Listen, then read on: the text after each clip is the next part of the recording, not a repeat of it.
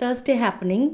Night டின்னருக்கு சப்பாத்தி போட்டுட்டு ஏதாவது கிரேவி ரெடி பண்ணிடலாம் அப்படின்னு சொல்லிட்டு ராஜ்மா ஒயிட் தான் வந்து ஊற வச்சுட்டு இருந்தேன். லாஸ்ட் டைம் வந்து இதில் இன்னொரு வெரைட்டி இருக்கும்ல, அந்த ராஜ்மா தான் யூஸ் பண்ணியிருந்தேன். பட் அது எப்படி செஞ்சாலும் அதோட டேஸ்ட் பிடிக்கலன்னு ஷார்ட்ஸில் ஷேர் பண்ணியிருந்தேன்.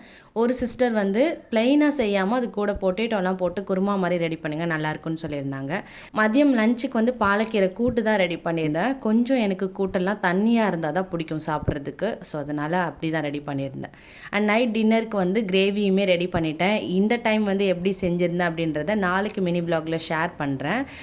நம்ம 7 o'clock சாப்பிட்ணுன்னா மதியமே கொஞ்சம் இந்த கிரேவி ஐட்டம்லாம் ரெடி பண்ணி வச்சுட்டா சப்பாத்தி மட்டும் போட்டு சாப்பிட்றதுக்கு கரெக்டாக இருக்கும். இன்னிலேருந்து இந்த ஒரு நல்ல விஷயத்தை ஸ்டார்ட் பண்ணிடணும்ப்பா அப்படின்னு சொல்லிட்டு டின்னர் முடிச்சுட்டு குட்டீஸ் எல்லாம் கூட்டிகிட்டு ஒரு 10 minutes கிட்ட கீழே வாக் போகலான்னு போனால் இது வரைக்கும் இப்படி ஒரு கூட்டத்தை பார்த்ததில்ல. அந்த மாதிரி அவ்வளோ மாடுங்க வந்து ரோட்டில், சிரிப்பு தாங்க முடியல.